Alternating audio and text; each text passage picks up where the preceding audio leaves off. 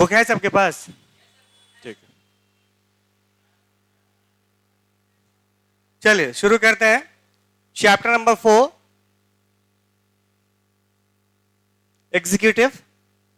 देखिए, इसके पहले 3 चैप्टर पढ़ चुके हैं हम लोग, ठीक है। पहले सबसे पहले कॉन्स्टिट्यूशन के बारे में पढ़े हम लोग, फंक्शंस क्या क्या कॉन्स्टिट्यूशन का, कॉन्स्टिट्यूशन कितना इंपॉर्टेंट है हमारे लिए। उसके बाद हम लोग फिर क्या पढ़े, उसके बाद हम लोग पढ़े राइट्स पढ़े, कॉन्स्टिट्यूशन ने हमें क्या राइट्स प्रोवाइड किए हैं, उसी में हम फंडामेंटल राइट्स के बारे में डिटेल में पढ़े, और फिर DPSP, directive principle of state policy के बारे में पढ़े, ठीक है। और उसके बारे में पढ़े सिस्टम ऑफ इलेक्शन, कि हमारे देश में अगर डेमोक्रेसी है तो डेमोक्रेसी का हॉलमार्क क्या है, फ्री एंड फेयर इलेक्शन है। तो फ्री एंड फेयर इलेक्शन का मेथड क्या होगा वो हम पढ़े। 2 मेन सिस्टम था, पीआर सिस्टम और दूसरा एफपीटीपी सिस्टम, ठीक है। तो दोनों के डिटेल में पढ़ चुके हैं। पीआर सिस्टम के डिफरेंट वेरिएंट पढ़े। उसी संदर्भ में जब हम पढ़ रहे थे तो हमने पाया कि कितना इंपॉर्टेंट होता है कंट्री के अंदर इलेक्शन करवाना और डेमोक्रेसी को एस्टैब्लिश करना। और जब डेमोक्रेसी को एस्टैब्लिश हम करते हैं, इसका मतलब है कि हम किसकी बात करते हैं, अपने रिप्रेजेंटेटिव्स की। और वही रिप्रेजेंटेटिव्स क्या बनाते हैं, सरकार बनाते हैं।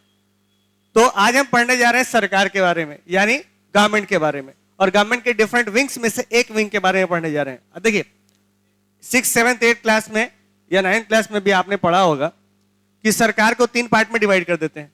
एग्जीक्यूटिव होता है, जुडिशियरी को भी सरकार का हिस्सा मानते हैं, और लेजिस्लेटिव बॉडी पढ़ते हैं। तो आज हम जो मेन विंग है जिसको हम रियल गवर्नमेंट बोलते हैं वो है एग्जीक्यूटिव। 3 पार्ट में से लेजिस्लेटिव, एग्जीक्यूटिव और जुडिशियरी में से जो मेन गवर्नमेंट होता है या मेन जो सरकार का अंग होता है वो होता है एग्जीक्यूटिव, या इसको बोलते हैं हम लोग हिंदी में कार्यपालिका।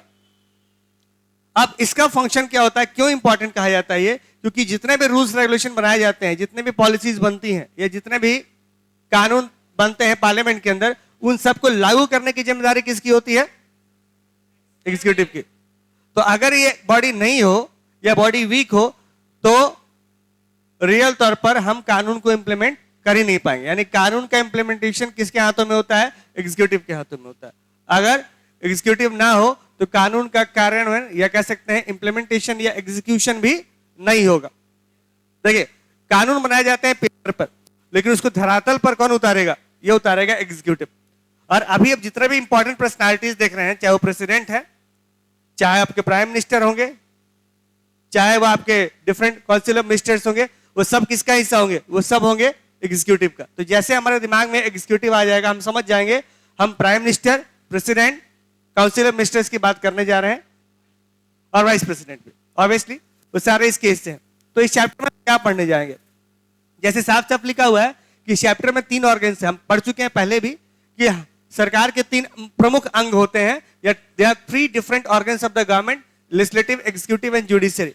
याद कीजिएगा, जब हम पावर शेयरिंग चैप्टर पढ़ रहे थे 10th क्लास में, उस वक्त भी हमने पढ़ा था कि सरकार की जो ताकत होता है या सरकार की जो पावर होती है उसको भी 3 तरीके से हम डिवाइड करते हैं, जिसको हम बोलते हैं हॉरिजॉन्टल डिवीजन ऑफ पावर। और उसमें पढ़े थे कि पावर को 3 तरीके से लेजिस्लेटिव को दिया जाता है कानून बनाने की शक्ति, एग्जीक्यूटिव को प्रोवाइड किया जाता है उस कानून को इंप्लीमेंट करने की शक्ति, और लास्ट में था जुडिशियरी, उस कानून को चेक करने की शक्ति कि कानून संविधान के प्रावधानों के अनुसार बना है या नहीं है। तो हम देख सकते हैं ये मुख्य तौर पर 3 विंग में सरकार हमारा बटा होता है, और ये तीनों मिलके सरकार के सभी काम को पूरा करते हैं। क्या पूछ रहे हैं,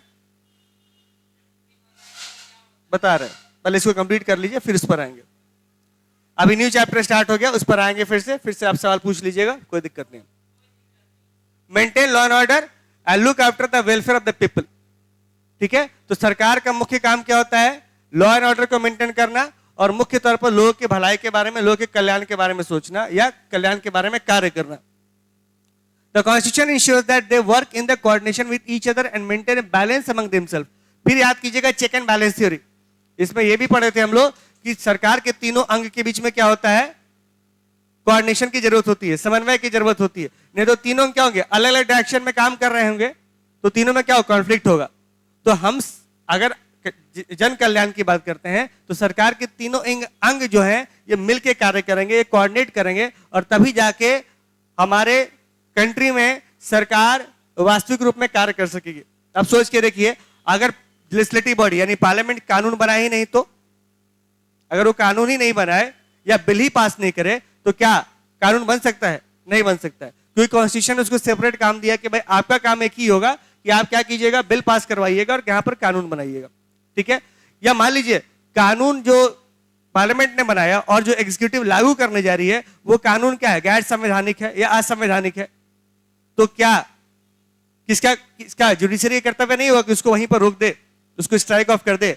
तो वहां पर जुडिशरी का कर्तव्य होगा कि उसको वहीं पर अनकॉन्स्टिट्यूशनल ठहरा दे और सरकार को फिर से वापस इस कानून को दोबारा इस पर सोचने के लिए मजबूर कर दे। कहने का मतलब यह है कि ये तीनों अंग मिलकर साथ में काम करेंगे तभी वास्तविक रूप से जन कल्याण या पब्लिक वेलफेयर हो सकता है। लेकिन इन तीनों विंग में सबसे जो इंपॉर्टेंट विंग कह सकते हैं एग्जीक्यूटिव को इसलिए माना जाता है क्योंकि वो किसी भी कानून को जो संसद ने बनाए या जिसको संवैधानिक करार दिया गया जुडिशरी के द्वारा, उसको रियल ग्राउंड पर उतारता है कौन? एग्जीक्यूटिव। इसीलिए एग्जीक्यूटिव को रियल कह सकते हैं गवर्नमेंट कहा जाता है, या तीनों में से सबसे इंपॉर्टेंट माना गया है। हालांकि तीनों बराबर अपने हिसाब से इंडिपेंडेंट है अपने अपने कार्य क्षेत्र में। ठीक है, यहां पर लेजिस्लेटिव, यहां पर लिख रहा है सिस्टम ऑफ बैलेंस काम करता है, जहां पर पार्लियामेंट और एग्जीक्यूटिव और जुडिशरी एक दूसरे को काउंटर बैलेंस करते चलती है। कोई किसी पर हावी नहीं हो सकता है क्योंकि तीनों का कार्य क्षेत्र अलग होता है, लेकिन उस कार्य क्षेत्र में भी क्या करना है, आपस में समन्वय करके चलना है, क्योंकि अल्टीमेटली ये सब गवर्नमेंट के हिस्से हैं। ठीक है, यहां पर हम देख चुके हैं। अब हम पढ़ने जा रहे हैं इस चैप्टर में हम क्या पढ़ेंगे। इस चैप्टर में हम क्या पढ़ने का प्रयास करते हैं, सबसे पहले हम समझेंगे कि पार्लियामेंट्री और प्रेसिडेंशियल एग्जीक्यूटिव के बीच में डिफरेंस क्या होता है। ठीक है, यानी हम देखिए एग्जीक्यूटिव भी 2-3 तरह के होते हैं, इसको बताएंगे आगे जाकर। एग्जीक्यूटिव में 2-3 क्लासिफिकेशन है, जैसे आपके यहां पर स्टार्टिंग में लिख दिया parliamentary executive and presidential executive, पहला। दूसरा कि अगर हम प्रेसिडेंट को मानते हैं रियल एग्जीक्यूटिव या प्रेसिडेंशियल एग्जीक्यूटिव, क्योंकि प्रेसिडेंट ही है, तो प्रेसिडेंट के पावर क्या है? हमारे कंट्री में 2 मेन एग्जीक्यूटिव है, अभी आपको बताया था, इसके पहले भी प्राइम मिनिस्टर भी है और प्रेसिडेंट भी है। तो सवाल यह है कि रियल एग्जीक्यूटिव कौन है, या सही में ताकत या सत्ता किसके हाथों में? और तो अगर आप बोलते हैं प्राइम मिनिस्टर के हाथों में है, तो प्रेसिडेंट का क्या रोल है, उस रोल को पढ़ेंगे, उस रोल को समझने का प्रयास करेंगे, तभी समझेंगे ना कि प्राइम मिनिस्टर सचमुच ज्यादा पावरफुल है या प्रेसिडेंट ज्यादा पावरफुल है या रियल एग्जीक्यूटिव कौन सा है। फिर आगे पढ़ेंगे कि कैसे काउंसिल ऑफ मिनिस्टर्स की संरचना होती है और प्राइम मिनिस्टर का क्या महत्व है। अगर हम प्राइम मिनिस्टर को रियल एग्जीक्यूटिव मानते हैं और प्रेसिडेंट को नॉमिनल एग्जीक्यूटिव मानते हैं, नाम मात्र का मानते हैं, तो आखिर प्राइम मिनिस्टर का रोल क्या है? तो हम इस चैप्टर में प्रेसिडेंट के रोल को समझने का प्रयास करेंगे और साथ ही साथ प्राइम मिनिस्टर के रोल को समझने का प्रयास करेंगे in the context of council of minister. और लास्ट में देखेंगे कि सबसे इंपॉर्टेंट एक और क्लासिफिकेशन है, वो क्लासिफिकेशन क्या है? Permanent executive. तो एग्जीक्यूटिव को हम 2 तरीके से बांट सकते हैं, पहला हो गया पार्लियामेंट्री एंड प्रेसिडेंशियल एग्जीक्यूटिव और दूसरा होता है टेम्पोररी एंड परमानेंट। ठीक है, तो परमानेंट एग्जीक्यूटिव और कौन होते हैं? परमानेंट एग्जीक्यूटिव कौन होते हैं? या टेम्पोररी मत कहिए, इसको कहिए पॉलिटिकल एंड परमानेंट एग्जीक्यूटिव। तो परमानेंट एग्जीक्यूटिव कौन होते हैं? जो आईएएस अधिकारी होते हैं, जो सरकार के पीछे, पर्दे के पीछे बैठे होते हैं और सही में वहीं सब कुछ पॉलिसीज का निर्माण उन्हीं के हाथों में होता है। तो वो बिहाइंड द कर्टन बैठे होते हैं और सरकार को सारा काम करने में हेल्प करते हैं या सरकार के सारे काम को पूरा करते हैं। ठीक है, तो प्राइम मिनिस्टर या प्रेसिडेंट पर्दे के हमारे सामने और उनके पर्दे के पीछे परमानेंट एग्जीक्यूटिव। ठीक है, समझ गए इसको? अब देखते हैं, देखिए एग्जीक्यूटिव का डेफिनेशन क्या है। तो यहां से शुरुआत होती है चैप्टर की। अभी तो हम इंट्रोडक्शन आपको दे रहे थे और आप लोग समझ रहे थे इस चीज को कि भाई सरकार के 3 अंग होते हैं और इसमें सबसे इंपॉर्टेंट अंग कौन होता है? एग्जीक्यूटिव होता है, क्योंकि ये पेपर पर लिखे गए कानून को रियल ग्राउंड पर उतारता है, यानी उसको इंप्लीमेंट करता है या इसका एग्जीक्यूशन करता है। तो जो बॉडी कानून को एग्जीक्यूट करे उसी को हम बोलते हैं एग्जीक्यूटिव। ठीक है, या एग्जीक्यूटिव बोलते हैं या कार्यपालिका बोलते हैं। अब सवाल ये उठता है कि यहां पर एक क्वेश्चन पूछा गया है कि आपके स्कूल में एडमिनिस्ट्रेशन का कार्यभार, यानी पूरे स्कूल के एडमिनिस्ट्रेशन का कार्यभार किस व्यक्ति के हाथ में? कौन है वो व्यक्ति? कौन आपके स्कूल या यूनिवर्सिटी में या कॉलेज में इंपॉर्टेंट डिसीजंस लेता है? उस कॉलेज के बारे में डिसीजन जो होते हैं वो किसके हाथों में होता है? और तीसरा सवाल पूछा गया, क्या ऐसा ऑर्गेनाइजेशन हो सकता है, क्या कोई ऐसा संगठन हो सकता है जहां पर कुछ आदमी के हाथों में रियल सत्ता होती है कानून को इंप्लीमेंट करने की? ठीक है, समझ गए इसको? We call this activity administration और मैनेजमेंट। इसी प्रक्रिया को हम बोलते हैं एक्टिविटी या management. But administration requires a body at the top that will take policy decision और the big decisions and supervise and coordinate the routine administrative functions. तो कहता है यहां पर कि एडमिनिस्ट्रेशन का मतलब क्या होता है? एक ऐसे बॉडी से है, एक ऐसी संस्था से है जो पॉलिसी डिसीजन करती हो, कंट्री के बारे में जितनी पॉलिसी बनाए हैं उनको डिसाइड करती हो, और साथ ही साथ बड़े बड़े निर्णय लेती हो, कंट्री के अंदर बड़े बड़े डिसीजन लेती हो। जैसे कंट्री का एजुकेशन पॉलिसी कैसा होगा, कंट्री का मॉनेटरी पॉलिसी कैसा होगा। हालांकि मॉनेटरी पॉलिसी के लिए एक अलग से बॉडी बनाई गई आरबीआई। तो कंट्री का फाइनेंशियल पॉलिसी कैसा होगा, तो कंट्री की हेल्थ पॉलिसी कैसी होगी। ठीक है, अब एग्जांपल आपको देते हैं, कंट्री की इकोनॉमिक पॉलिसी कैसी होगी। तो इकोनॉमिक पॉलिसी में बहुत सारे आयाम हैं, उसमें एक आयाम ये भी है डिजिटल इकोनॉमी। आप डिजिटल इकोनॉमी को अपना रहे हैं, आप मार्केट में कहीं भी चले जाइए, आपको क्या मिलेगा? डिजिटल पेमेंट का ऑप्शन मिलेगा। एक बड़ा इंटरेस्टिंग वाकया आया था कि एक सब्जी वाली भी जब डिजिटल पेमेंट की बात की जा रही थी तो डिजिटल पेमेंट में बहुत सारे क्वेश्चन मार्क हुए थे कि भाई सरकार कौन सी पॉलिसी अपना रही है, इकोनॉमिक पॉलिसी तो सही नहीं है। तो अभी रिसेंट न्यूज में आया, वीडियो यूट्यूब पे बहुत वायरल हुआ कि एक जो महिला होती है उसका बटखरा जो होता है जिस पर वो सब्जी, बटखरा के जिस कंटेनर जो होता है जिसमें सब्जी रखती है, तो सब्जी वाले कंटेनर को पलट देती है, उसके पीछे स्टिकर चिपका होता है यूपीआई का, और उससे पेमेंट रिसीव कर लेती है। मतलब क्या है कि आज किस ढंग से डिजिटल इंडिया डिजिटाइजेशन की तरफ बढ़ रहा है, और कह सकते हैं कि इकोनॉमी का क्या स्वरूप है जो बदल रहा है। तो ये बनाया किसने होगा? किसी हाई थिंक कह सकते हैं थिंक टैंक ने बनाया होगा, या किसी मेन इंपॉर्टेंट आदमी ग्रुप ऑफ बॉडीज ने बनाया होगा, कुछ लोगों ने बनाया होगा कि भाई भारत में अब क्या होगा, पैसे का ट्रांजेक्शन ऐसे होना चाहिए, तो इकोनॉमिक पॉलिसी या डिजिटल पॉलिसी इंडिया की ऐसी चलनी चाहिए। उसी ढंग से भारत में हेल्थ पॉलिसी कैसे होगा, भारत में एजुकेशन पॉलिसी। अभी आप बात कर रहे हैं नई शिक्षा नीति की, है ना, नई शिक्षा नीति आ रही है, तो नई शिक्षा नीति लागू भी हो गया और इसमें बहुत से परिवर्तन किए गए। तो आखिर ये शिक्षा नीति बनाया किसने होगा पूरे कंट्री के लिए? तो किसी इंपॉर्टेंट बिग डिसीजंस को सुपरवाइज करना, अच्छा सिर्फ बनाना ही नहीं, सुपरवाइज भी करते हैं कि ये डिसीजन अगर लागू हो गया तो कितने सही ढंग से लागू हुआ है। तो ये सब काम करने की जिम्मेदारी कुछ व्यक्तियों के हाथ में होती है जिसको हम बोलते हैं एडमिनिस्ट्रेटिव अधिकारी, और वो परमानेंट होते हैं, और उनके ऊपर जो अधिकारी बैठे होते हैं जो उसको सुपरवाइज करते हैं उसको हम बोलते हैं पॉलिटिकल एग्जीक्यूटिव, जो मुख्य तौर पर मंत्री होते हैं या काउंसिल ऑफ मिनिस्टर्स। ठीक है, तो अभी तक आप देखते हैं ये सब ऑर्गेनाइजेशन के अंदर होता है, रूल्स रेगुलेशन पॉलिसीज ये सब बनाने की जिम्मेदारी इनके हाथों में होती है। अब देखिए यहां पर जो सेकंड लाइन है, in case of government also only one body may take policy decision and decide about rules and regulations while the other would in the charge of implementation those rules। बताया भी थे कि government के अंदर एक body क्या करेगी, कानून बनाएगी, और दूसरा बॉडी क्या करेगी, कानून को इंप्लीमेंट करेगी। तो जो बॉडी कानून बनाएगी उसको हम क्या बोलेंगे, लेजिस्लेटिव बॉडी, और जो बॉडी कानून को इंप्लीमेंट करेगी उसको हम क्या बोलेंगे, एग्जीक्यूटिव बॉडी। तो हम भाई पढ़ चुके थे एग्जीक्यूटिव बॉडी क्या है, शुरू से पढ़ते आए हैं। तो यही बता रहा है कि organ of government that primarily looks after the function of implementation and administration is called executive। तो जो बॉडी, सरकार का जो अंग कानून को इंप्लीमेंट करेगा उसको हम बोलते हैं एग्जीक्यूटिव। और इंप्लीमेंट ही नहीं, ये देखेगा किस हद तक वो इंप्लीमेंट हुआ है और क्या इंप्लीमेंटेशन के बाद भी उसमें कुछ खामियां रह गई हैं, ये काम किसका होगा, एग्जीक्यूटिव का होगा। जैसे अभी नई शिक्षा नीति है, तो नई शिक्षा नीति अगर लागू कर दिया गया, नई शिक्षा नीति अगर लागू कर दिया गया तो इसको 1-2 साल बाद क्या किया जाएगा, असेस किया जाएगा, ये देखा जाएगा नई शिक्षा नीति कितना सही ढंग से काम कर रही है। तो ये कौन करेगा, एग्जीक्यूटिव करेगा। तो एग्जीक्यूटिव सबसे पहले जो कानून है या पॉलिसीज है उसका कार्यान्वयन करता है या क्रियान्वयन करता है या इंप्लीमेंटेशन करता है, और साथ ही साथ उसको चेक भी करता है कि इस कितने सही ढंग से लागू हुई है। ठीक है, तो रियल पावर किसके हाथों में है, रियल पावर जो होता है देखा जाए तो एग्जीक्यूटिव के हाथों में होती है, क्योंकि यह सचमुच कानून को इंप्लीमेंट करने का काम करता है। अब सवाल उठता है कि जब आप मानते हैं एग्जीक्यूटिव इतना इंपॉर्टेंट है तो उसका मुख्य कार्य कौन सा है, यानी क्या मेन फंक्शंस क्या क्या है। तो आपके बुक में क्या लिखा है, प्रिंसिपल फंक्शंस क्या क्या है। आपकी जो एनसीईआरटी का बुक कहता है कि भाई एग्जीक्यूटिव में प्रिंसिपल फंक्शंस क्या क्या है, यानी मुख्य काम क्या क्या है। ठीक है, अच्छा एक इंटरेस्टिंग एक रेफरेंस लेते हैं, आप थोड़ा समझिए। यहां पर बाहुबली में डिसीजन मेकिंग पावर किसके हाथों में रहता है?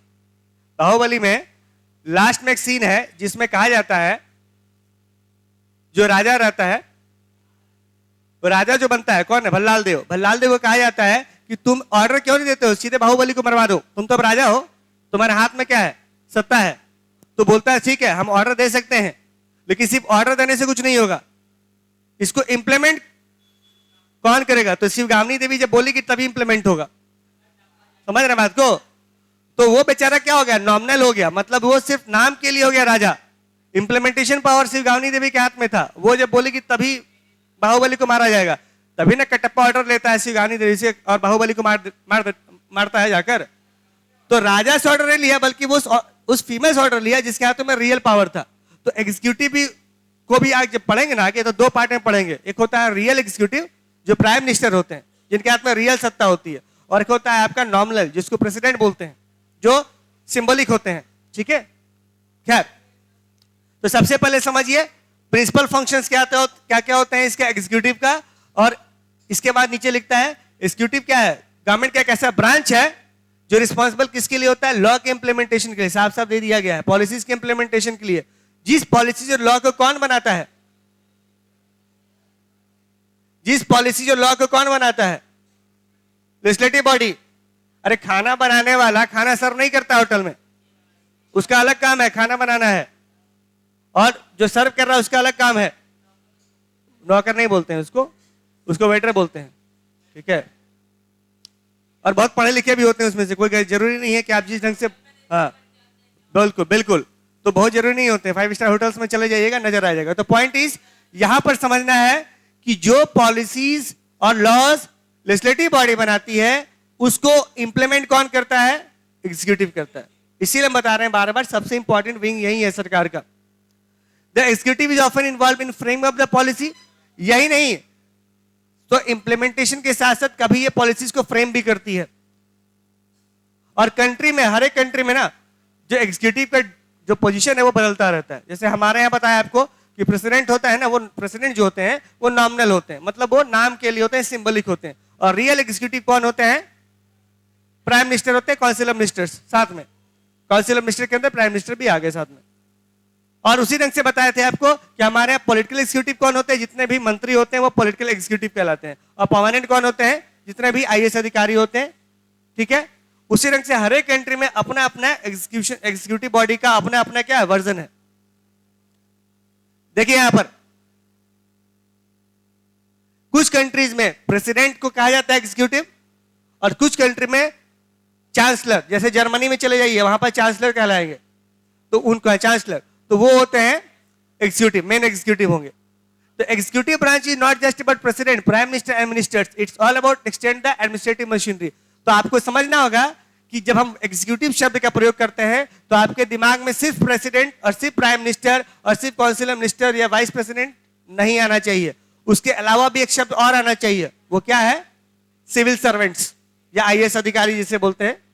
ठीक है, तो सिविल सर्वेंट्स भी होंगे, वो भी क्या होंगे, आपके एग्जीक्यूटिव का मुख्य हिस्सा है। बताया तो कि एग्जीक्यूटिव को और हम क्लासिफाई जब करेंगे तो हम पढ़ेंगे कि एग्जीक्यूटिव के दो पार्ट हो जाते हैं। पॉलिटिकल एग्जीक्यूटिव जिसमें सारे आपके पॉलिटिकल मेंबर्स होंगे, चाहे प्रेसिडेंट होंगे चाहे वो प्राइम मिनिस्टर होंगे। और एक होता है, ये क्या होता है, एक परमानेंट होता है जिसमें होते हैं आईएएस। ठीक है, while that of the government and the ministers saddled with the overall responsibility of government policy are together known as the political executive। बता दिया यहां पर, देखिए यहां पर, तो यहां पर क्या आपको नजर आ जाएगा,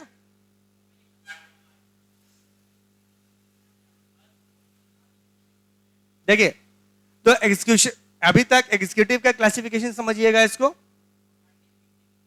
ठीक है, यहां पर एक हो गया परमानेंट एग्जीक्यूटिव ये वाला, और दूसरा हो गया पॉलिटिकल एग्जीक्यूटिव। ठीक है, तो एग्जीक्यूटिव का भी हम दो पार्ट में डिवाइड कर दिए फर्दर जाके, पहले तो बताए थे। तो एग्जीक्यूशन का देखिए दो पार्ट होता है, एक होता है नॉमिनल,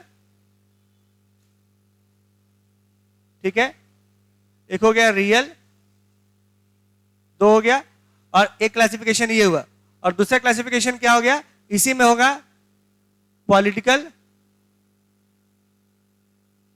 और दूसरा हो गया परमानेंट। ठीक है, समझ लीजिए इसको। तो एग्जीक्यूटिव का क्लासिफिकेशन इस ढंग से होता है। नॉमिनल क्या हो गया, जो सिंबलिक होता है, जिसको सिंहासन में बैठाया जाता है। जैसे अगर चले जाइए कहां पर, ब्रिटेन के अंदर भी, तो वहां भी एलिजाबेथ जी होंगी, वो क्या है, सिंबलिक हेड है, वो कंट्री के हेड है, वो सिंबल है, वो वास्तविक या उनके हाथों में रियल ताकत नहीं होती, रियल सत्ता नहीं होती है। उसी ढंग से हमारे कंट्री में प्रेसिडेंट साहब जो है या प्रेसिडेंट साहिबा जो है, वो क्या है, वो नॉमिनल एग्जीक्यूटिव है, सिंबलिक है, वो मतलब वो कंट्री के हेड है। जैसे हमारे घर के अंदर क्या होता है, दादाजी जो होते हैं, जो हेड ऑफ द फैमिली होते हैं, वो अगर कोई काम नहीं भी करते हैं तभी उनका बहुत रिस्पेक्ट होता है, वो सिंबलिक होते हैं, मतलब उनके नाम से ही सारा काम होता है। और वास्तविक तौर पर फादर जो होते हैं, ठीक है, घर के अंदर वो काम करते हैं। तो नॉमिनल जो होते हैं वो सिंबलिक होते हैं, और रियल जो होते हैं वो प्राइम मिनिस्टर या काउंसिल ऑफ मिनिस्टर्स होते हैं। ठीक है, उसी ढंग से दूसरा जो फॉर्मूला है या दूसरा जो आपका क्लासिफिकेशन है वो ये है कि पॉलिटिकल एग्जीक्यूटिव, जो मंत्री होते हैं वो मुख्य तौर पर क्या कहलाते हैं, पॉलिटिकल एग्जीक्यूटिव कहलाते हैं, जो लॉ को इंप्लीमेंट करते हैं। और उनके पीछे कौन बैठे होते हैं, रथ पर सवार होके, कौन होते हैं, बिहाइंड द कर्टेन, आईएएस अधिकारी या सिविल सर्वेंट्स, वो परमानेंट होते हैं, क्योंकि उनका टेन्योर परमानेंट होता है। ये तो 5 साल में आते और जाते हैं ना, पॉलिटिकल क्यों, 5 साल में चुनेंगे चले जाएंगे, मिनिस्टर्स 5 साल के लिए बनेंगे, अगले चुनाव में हार जाएंगे, इसलिए पॉलिटिकल कहलाते हैं। और दूसरा वाला हो गया आपका परमानेंट वाले। ठीक है, इसको समझ लीजिएगा, ऐसे क्लियर है। तो अभी तक हम क्या देखे, अभी तक हम देखे कि 3 सरकार के 3 मेन ऑर्गन्स हैं। इन तीनों ऑर्गन्स का काम बटा हुआ है, डिवाइडेड है, लेकिन इन तीनों ऑर्गन में से जो सबसे इंपॉर्टेंट काम है वो होता है एग्जीक्यूशन ऑफ द पॉलिसीज या execution of the law. Law बनाने की जिम्मेदारी लेजिस्लेटिव बॉडी उठाती है, पार्लियामेंट उठाती है, लेकिन लॉ को इंप्लीमेंट करने की जिम्मेदारी किसके हाथों में होती है, एग्जीक्यूटिव के हाथों में।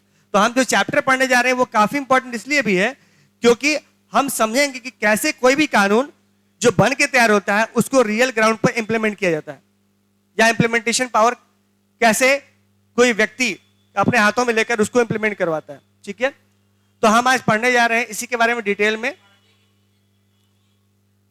पर्दे के पीछे मतलब होता है बिहाइंड द कर्टन, मतलब वो लाइमलाइट में नहीं आते, वो खुद आगे आके काम नहीं करते हैं। देखो क्या होता है, जब भी कोई ब्रॉड पॉलिसी है, कोई पॉलिसी से न्यू एजुकेशन पॉलिसी बना, तो न्यू एजुकेशन पॉलिसी किसी पॉलिटिकल फिगर ने नहीं बनाया, या आईएएस अधिकारी लोगों ने बैठ के बनाया होगा। ठीक है, ये कंट्री का हेल्थ पॉलिसी हो गया, या कंट्री का और भी कोई पॉलिसी ले लो, जैसे हो गया आपका एक्सपोर्ट पॉलिसी, कंट्री में एक्सपोर्ट कैसे हो, तो ये सब उसके पीछे आईएएस अधिकारी लोग बैठे होते हैं जो ब्रॉड फ्रेमवर्क, देखो जो पॉलिटिकल फिगर होता है ना वो ब्रॉड फ्रेमवर्क दे देते हैं कि भाई मुझे ऐसा काम चाहिए, ऐसा होना चाहिए कंट्री के अंदर, और बाकी माइन्यूट काम ये करते हैं क्योंकि इनके पास में एक्सपीरियंस बहुत होता है आईएएस अधिकारी के पास में अपने अपने रिस्पेक्टिव फील्ड्स का, इसीलिए उनको परमानेंट कहा जाता है। अब देखिए कंट्री के अंदर अभी जो पढ़ा है ना क्लासिफिकेशन, उसी को थोड़ा डिटेल में जा रहे हैं। What are the different types of executive, तो डिफरेंट टाइप्स ऑफ एग्जीक्यूटिव हमारे कंट्री में और अलग अलग कंट्री में अलग अलग टाइप के एग्जीक्यूटिव होते हैं। ठीक है, तो एवरी कंट्री में not have the same type of executive, साफ साफ लिख दिया कि भाई इंडिया में अभी तक जो पढ़े थे ना पॉलिटिकल वाला परमानेंट वाला वो इंडिया में है, या पढ़े थे नॉमिनल रियल वो इंडिया में है। What about the other countries, बाकी देशों में क्या होता है, तो बाकी देशों में क्या होता है और बाकी देशों में किस प्रकार के एग्जीक्यूटिव होते हैं। देखिए एग्जीक्यूटिव का प्राइम फंक्शन तो वही होता है टू एग्जीक्यूट द लॉज, एक ही काम है कि कानून को क्या करना, इंप्लीमेंट करना, एक ही काम होता है। लेकिन यहां पर जो व्यक्ति होता है ना वो अलग अलग हो सकता है, मतलब एग्जीक्यूटिव अलग अलग प्रकार के हो सकते हैं। जैसे आपने सुना होगा अमेरिका के प्रेसिडेंट के बारे में और इंग्लैंड की महारानी के बारे में, ठीक है, लेकिन लिख रहे हैं यहां पर but the powers and the functions of the president of the USA are very different from the powers of the president of India. तो यहां पर देखिएगा हमारे यहां भी प्रेसिडेंट को ही एग्जीक्यूटिव मानते हैं और अमेरिका में भी प्रेसिडेंट को हम क्या मानते हैं, एग्जीक्यूटिव मानते हैं। क्लियर है, दोनों एग्जीक्यूटिव बॉडी है। लेकिन अगर पावर की बात करें तो प्रेसिडेंट ऑफ अमेरिका का पावर कहीं ज्यादा होगा प्रेसिडेंट ऑफ इंडिया के मुकाबले, और बिल्कुल अलग होगा। ठीक है, यहां पर साफ साफ लिखा हुआ है the power and functions of the president of USA are very different from the powers of the president of India. अब यहां पर ज्यादा या कम हम बोल दिए, लेकिन ऐसा डिसाइड नहीं करेंगे अभी हम देख लेंगे बिल्कुल अलग है ये। Similarly the powers of the queen of England are different from the powers of the king of Bhutan. उसी ढंग से महारानी जो होंगी कहां की, ब्रिटेन की, वो भी एग्जीक्यूटिव ही है, और भूटान के जो महाराजा हैं वो भी एग्जीक्यूटिव ही है, लेकिन दोनों के पावर में जमीन आसमान का अंतर है, समझ लीजिएगा। तो मतलब आप जितने भी लोगों को एग्जीक्यूटिव मान रहे हैं ना, उनका पावर डिफर कर रहा है। एग्जीक्यूटिव तो समझ गए, जिनके हाथों में रियल डिसीजन मेकिंग पावर होता है, ठीक है, लेकिन उसमें भी अलग अलग क्लासिफिकेशन है। तो इंडिया और फ्रांस में देखिएगा प्राइम मिनिस्टर होते हैं, लेकिन उनका रोल अलग होता है। कारण क्या भाई, इसने क्वेश्चन पूछा है, तो कारण क्या होता है कि एग्जीक्यूटिव को हम कैसे क्लासिफाई करते हैं इसके ऊपर डिपेंड करता है। जैसे हमारे यहां अभी आपको बताया था, रियल एग्जीक्यूटिव कौन होते हैं, प्राइम मिनिस्टर होते हैं, along with the council of ministers, उन्हीं के हाथों में रियल सत्ता होती है।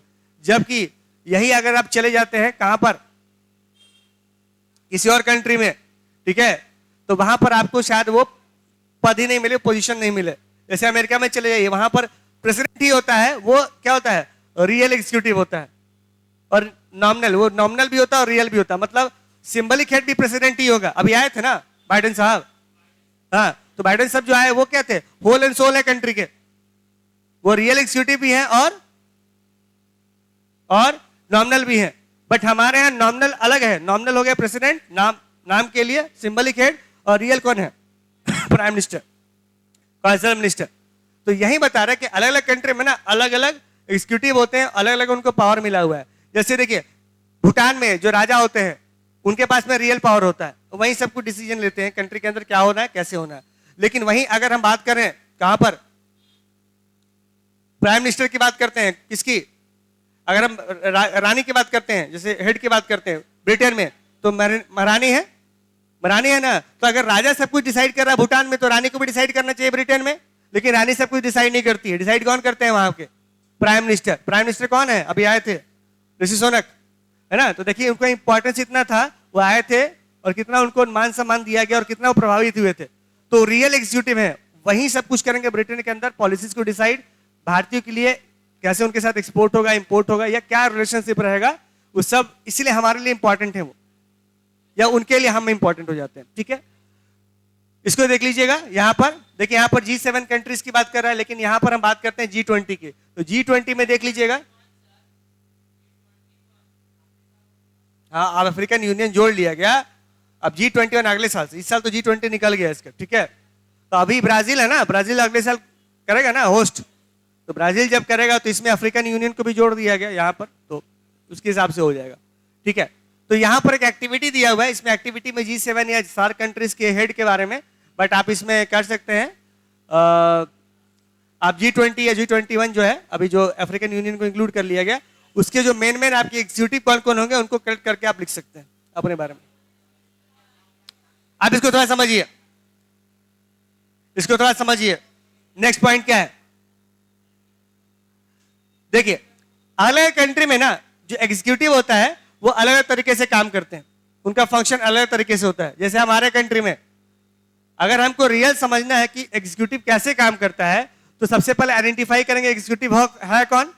तो हमारे कंट्री में मेन 2 एग्जीक्यूटिव हैं, या 3 कह लीजिए। पहला वाले कौन होते हैं, प्रेसिडेंट, दूसरे वाले prime minister along with the council of ministers, और तीसरे वाले आईएएस अधिकारी। तो मेन 3 हो गए। उसी ढंग से अमेरिका के अंदर जाइएगा तो वहां भी आपको 2 मिल जाएंगे। एक होते हैं जो आपके मेन जो होंगे आपके प्रेसिडेंट साहब, वो होंगे एग्जीक्यूटिव, और बाकी जो एडमिनिस्ट्रेटिव मशीनरी के जो आईएएस अधिकारी या ब्यूरोक्रेट्स होंगे वहां पर वो होंगे, ठीक है। उसी ढंग से आप चले जाइए ब्रिटेन के अंदर, महारानी या आप जिसको बोलते हैं आप इस बुक के अनुसार, और दूसरा हो गया आपके प्राइम मिनिस्टर, उनके काउंसिल ऑफ मिनिस्टर्स, ठीक है, और तीसरा वहां ब्यूरोक्रेट्स भी होंगे। अब यहां पर देखिए, यहां पर एग्जांपल क्या लिखा हुआ है, USA has a presidential system and executive power are in the hands of the president। तो देखिए ये काफी हद तक डिपेंड करता है कि किस कंट्री ने कौन से सिस्टम को अपनाया है। जैसे हमने क्या अपनाया है, हमने अपनाया है पार्लियामेंट्री फॉर्म ऑफ गवर्नमेंट, और अमेरिका ने क्या अपनाया है, प्रेसिडेंशियल फॉर्म ऑफ गवर्नमेंट। तो यहां पर पूरे विश्व में ना 2 प्रकार होते हैं सरकार के। पहला होता है कौन सा होता है, पहला कौन सा होता है, पहला कौन सा होता है, हाँ बंद करो उसको, क्या ओपन किए हुआ,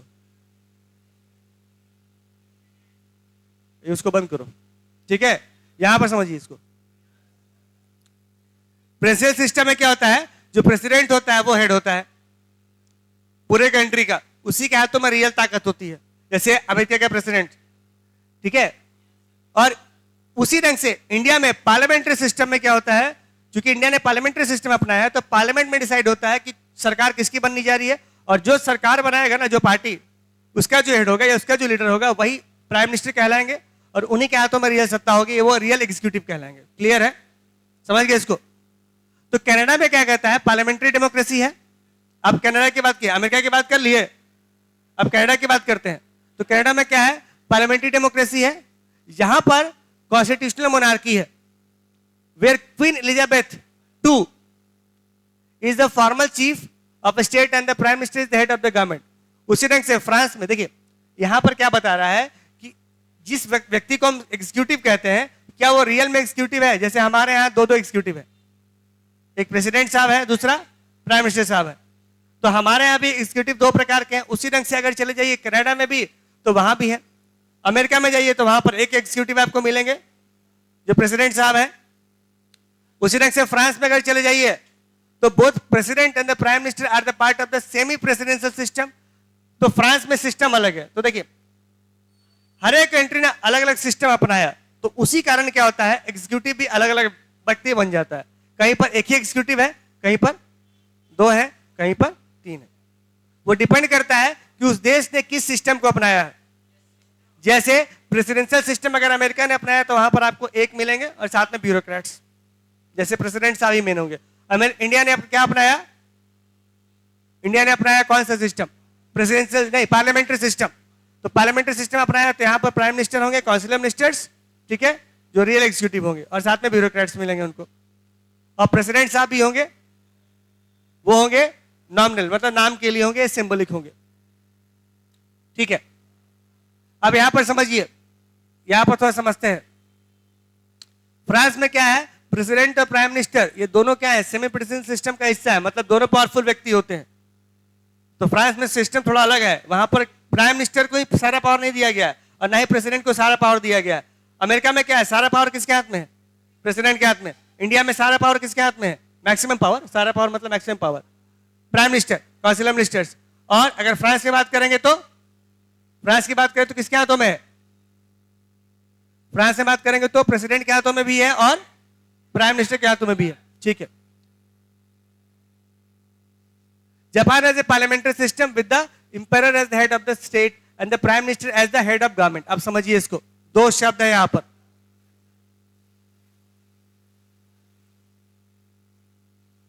दो शब्द है यहां पर।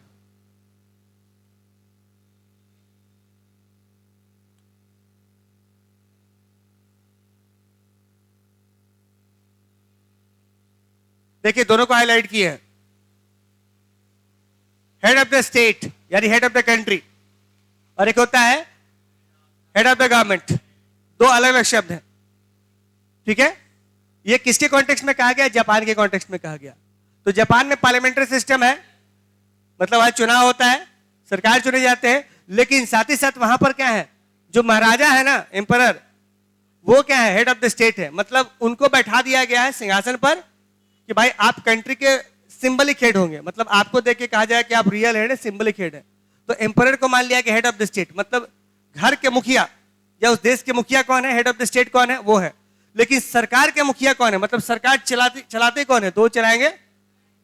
हमारे यहाँ भी सेम फॉर्मूला है, हमारे यहाँ हेड ऑफ द स्टेट कौन है, प्रेसिडेंट साहब है, प्रेसिडेंट साहब है head of the state, symbolic head.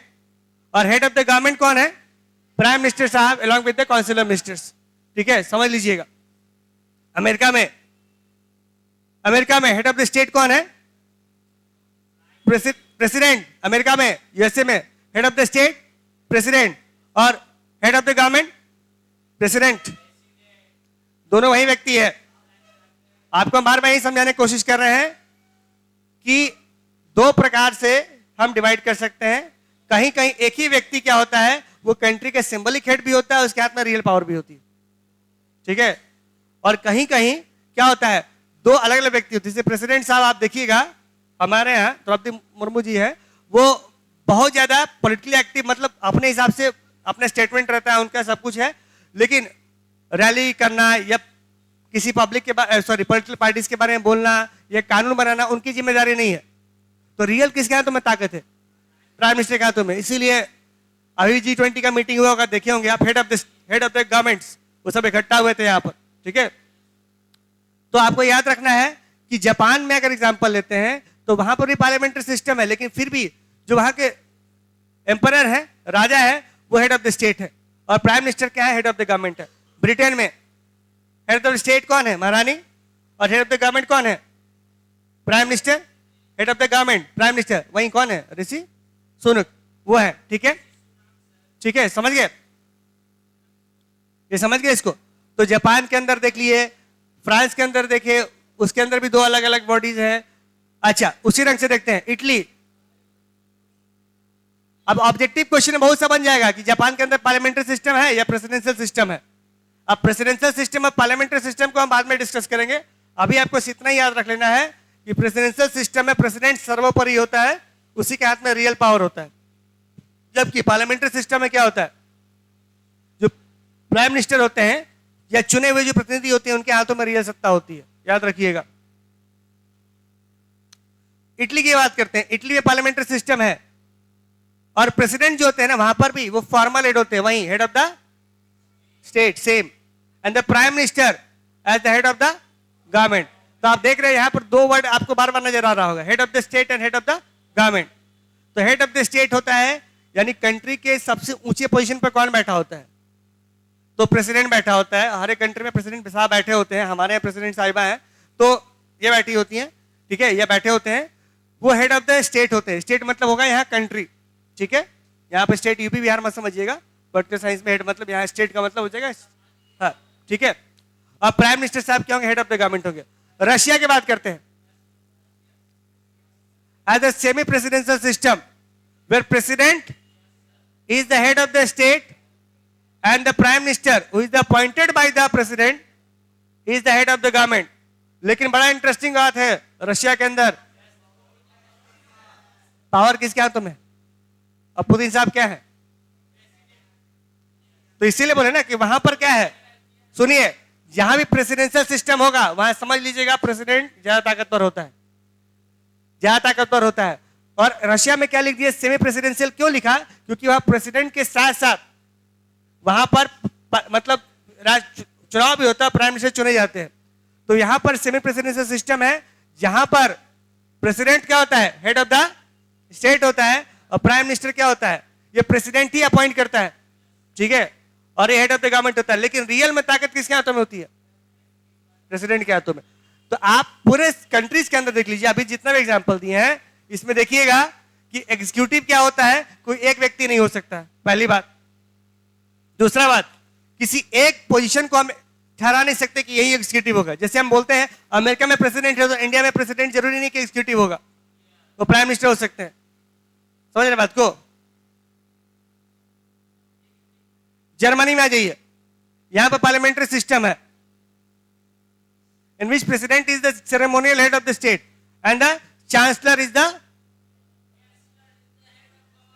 ठीक है, ठीक है, समझ गए?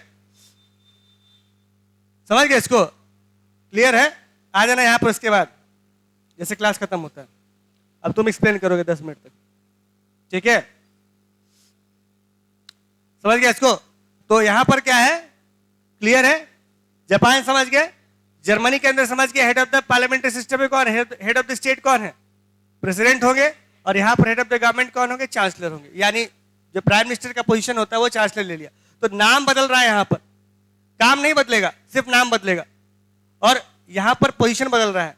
कहीं प्रेसिडेंट के हाथों में देख रहे हैं, कहीं पर एग्जीक्यूटिव किसको मान रहे हैं? प्राइम मिनिस्टर मान रहे हैं, कहीं पर चांसलर को मान रहे हैं। भूटान में राजा ही है, राजा मोनार्क, उसको ही मान ले रहे हैं हम, ठीक है। तो आप देखिएगा कि पूरे स्टोरी में सुन लो, पूरे स्टोरी में क्या है, अभी आपको यही देखना है कि पूरे जितना भी अभी तक डिस्कस किए, इसमें आपको इतना ही ध्यान रखना है कि एग्जीक्यूटिव जो होता है वो कानून को इंप्लीमेंट करता है। लेकिन यहां पर क्वेश्चन ये है कि एग्जीक्यूटिव है कौन, हम कैसे आइडेंटिफाई करेंगे? तो अभी तक जो था आपको पहचान करवा रहे थे कि एग्जीक्यूटिव है कौन। तो अलग अलग कंट्री में अलग अलग एग्जीक्यूटिव हो सकता है, ठीक है। तो सबसे पहले हमको आइडेंटिफाई करना है कि रियल पावर किसके हाथों में है और रियल एग्जीक्यूटिव है कौन। तो अभी देखिएगा कि एग्जीक्यूटिव को भी दो पार्ट में डिवाइड कर दिया गया, हेड ऑफ द स्टेट और हेड ऑफ द गवर्नमेंट। तो हेड ऑफ द गवर्नमेंट जो होता है ना, उसी के हाथों में रियल ताकत होता है। रशिया में थोड़ा सा अलग सिस्टम है, रशिया में हेड ऑफ द स्टेट जो है उसी के हाथों में मेन पावर होता है, ठीक है। बाकी कंट्रीज में आप देख लीजिएगा, जो हेड ऑफ द गवर्नमेंट होगा उसी के हाथों में मेन पावर होगा। चाइना में देखिए वही होगा, एक ही व्यक्ति है, ठीक है। वहां भी प्राइम मिनिस्टर है और वहां भी प्रेसिडेंशियल सिस्टम है, लेकिन वहां पर क्या होगा, रियल पावर किसके हाथों में है? प्रेसिडेंट के हाथों में। कौन सा? नॉर्थ कोरिया में भी है किम जोंग, तो किम जोंग के हाथों में सारा शक्ति है। तो वहां देखिए, आपको हम क्या बोल रहे हैं, अभी हम बात करते हैं डेमोक्रेटिक कंट्रीज की, लेकिन जहां भी नॉन डेमोक्रेटिक, अफ्रीका में चले जाइए, तो अफ्रीका में भी आपको एग्जीक्यूटिव कौन मिल जाएगा? बहुत से राजा है वहां पर, ये डिक्टेटर है, तो वो रियल एग्जीक्यूटिव है, उनके हाथों में ताकत है। अभी आर्मी नहीं है, ठीक है, अभी आर्मी नहीं है, ठीक है। इसको समझिएगा फर्दर क्लासेस में कि पाकिस्तान का सिस्टम कुछ अलग है, ठीक है। यहां पर आप आर्मी को सीधे प्रत्यक्ष तौर पर नहीं कह सकते, ठीक है, समझ लीजिए इसको। है कहां पे? म्यांमार में भी क्या हो जाएगा, म्यांमार में अगर चले जाइए तो वहां पर सत्ता पलट हो चुका है, वहां पर देख लीजिएगा उसको, ठीक है। तो वहां भी एग्जीक्यूटिव अलग अलग है। तो पॉइंट इज कि भाई हर एक कंट्री का एग्जीक्यूटिव अलग अलग, चाहे म्यांमार ले लीजिए, चाहे आप जापान ले लीजिए, जितने भी कंट्रीज है ना, आपको अभी तक आइडेंटिफाई करना है कि एग्जीक्यूटिव कौन से है। आप सुनिए, इसको थोड़ा समझिए। पूरे वर्ल्ड में दो प्रकार का सिस्टम चलता है, प्रेसिडेंशियल और पार्लियामेंट्री सिस्टम। दो ही प्रकार का सिस्टम है, इसको आप 10th क्लास के बुक में पढ़े भी होंगे थोड़ा। तो प्रेसिडेंशियल सिस्टम में क्या होता है, प्रेसिडेंट जो होता है हेड ऑफ द स्टेट भी होता है और हेड ऑफ द गवर्नमेंट भी होता है। मतलब दोनों क्या होता है, एक ही व्यक्ति होता है। जैसे अमेरिका में चले जाइए, ठीक है। लेकिन पार्लियामेंट्री सिस्टम में जब आइएगा ना, तो हेड ऑफ द स्टेट आपको अलग मिलेगा और हेड ऑफ द गवर्नमेंट अलग मिलेगा। तो हेड ऑफ द स्टेट आपको मिलेंगे प्रेसिडेंट साहब और हेड ऑफ द गवर्नमेंट मिलेंगे आपको प्राइम मिनिस्टर, जहां भी पार्लियामेंट्री सिस्टम है। लेकिन जब भी प्रेसिडेंशियल सिस्टम की बात करेंगे, वहां पर हेड ऑफ द स्टेट और हेड ऑफ द गवर्नमेंट और हेड ऑफ द स्टेट एक ही व्यक्ति। समझ रहे बात को? तो president is the head of the state. यहां पर in this system the office of the president is very powerful both in theory and practice. तो थ्योरी कहिए, प्रैक्टिस कहिए, सबसे इंपॉर्टेंट इन्हीं का ऑफिस है। और कहां कहां है? अमेरिका में चले जाइए, ब्राजील में चले जाइए और कुछ लैटिन अमेरिकन कंट्रीज में चले जाइए, वहां पर रियल पावर आपको प्रेसिडेंट के हाथों मिलेगा। और प्रेसिडेंट सिर्फ कंट्री को रिप्रेजेंट नहीं करता, बल्कि रियल उसके हाथों में सत्ता भी होती है, ठीक है। तो ये प्रेसिडेंशियल सिस्टम की देन है। और एक बात जान लीजिए, प्रेसिडेंशियल सिस्टम के बाद, प्रेसिडेंशियल सिस्टम में तुम लोग सुन लो, लास्ट में जो ध्यान दो, प्रेसिडेंशियल सिस्टम में जो हेड ऑफ द स्टेट है या हेड ऑफ द कंट्री है, प्रेसिडेंट साहब, वो पार्लियामेंट के प्रति क्या होंगे, अकाउंटेबल, या उनके लिए अकाउंटेबल नहीं है। जैसे हमारे मिस्टर मोदी जी जो है ना, उनको बार बार जवाब देना पड़ता है, कहां पर? पार्लियामेंट के अंदर में, ठीक है। वो अकाउंटेबल है, जिम्मेदार है, या उनसे सवाल जवाब पूछा जा सकता है। लेकिन यहां पर प्रेसिडेंट बिल्कुल अलग होता है। तो एग्जीक्यूटिव जो होता है ना, वो लेजिस्लेटिव बॉडी से बिल्कुल अलग होता है। और हमारे यहाँ देखिएगा ना, पार्लियामेंट के अंदर ही, पार्लियामेंट्री सिस्टम में, पार्लियामेंट के अंदर ही आपको प्राइम मिनिस्टर साहब भी बैठे हुए नजर आ जाएंगे और बाकी आपको मेंबर ऑफ पार्लियामेंट भी नजर आ जाएंगे। मतलब हमारे यहाँ लेजिस्लेटिव बॉडी और एग्जीक्यूटिव बॉडी दोनों मिक्स नजर आएगी एक ही संसद के अंदर, ठीक है। आप आइडेंटिफाई कर लीजिएगा, अच्छा प्राइम मिनिस्टर साहब हैं और काउंसिल मिनिस्टर्स, ये सब एग्जीक्यूटिव है। अब बाकी लोग क्या है? Legislative bodies. लेकिन प्रेसिडेंट में, प्रेसिडेंशियल सिस्टम में ऐसा नहीं होता है। वहां बिल्कुल आपको अलग नजर आएंगे। वहां पर प्रेसिडेंट साहब का अलग ऑफिस होता है, उनका कोई अकाउंटेबिलिटी नहीं बनता है पार्लियामेंट के प्रति, ठीक है, समझ गए? तो अभी के लिए फिलहाल हम इतना ही करेंगे। नेक्स्ट क्लास में इसको हम और फर्दर आगे हम बढ़ेंगे तो बताएंगे इसको। अभी तक समझ गए क्या क्या पढ़ा है? एग्जीक्यूटिव क्या है, इसका फंक्शन बताएंगे डिटेल में, मेन आइडेंटिफाई करना है, आइडेंटिफिकेशन, ठीक है, समझ गए? ठीक है, चलिए।